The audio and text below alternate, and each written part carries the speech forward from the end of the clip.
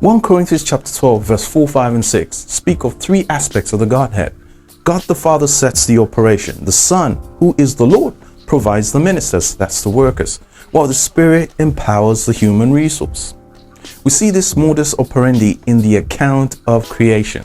The Father sets the agenda, let us make. The Son, the Word, speaks, light be, and the Spirit who hovers over the face of the deep makes it so. Ephesians 4:8 states, when he ascended on high, that's Jesus, he led captivity captive and he gave gifts unto men. These gifts are detailed in verse 11. They're known as the fivefold gifts or ministries.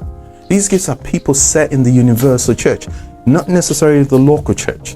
Their sole purpose is to the body of Christ, of believers, to equip, to enable the Christian to infiltrate. That's to bring the domain of God into every place, the work of the ministry.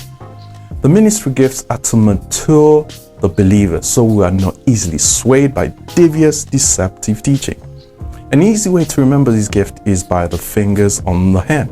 The apostle, the prophet, the evangelist, the pastor, and the teacher. The apostle is able to function in all other ministry gifts. He can touch all four fingers. The pointing finger is the prophet, thus saith the Lord.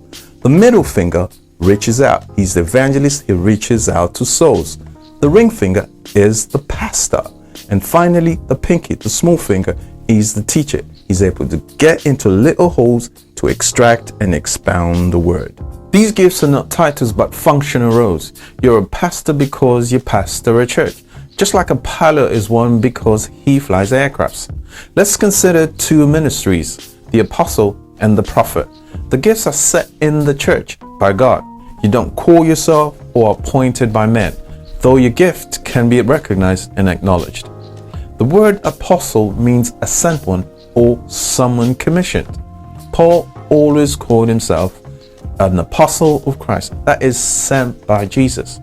The role of the apostle is foundational, and Paul demonstrated this by being able to establish churches, to pastor, to teach, to evangelize, to train and appoint leaders, and then move on to the next assignment.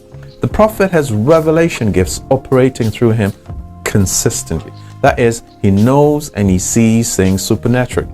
The role of the prophet in the New Testament is not to direct. The believer, the Christian, can be led by the Spirit, the indwelling Spirit.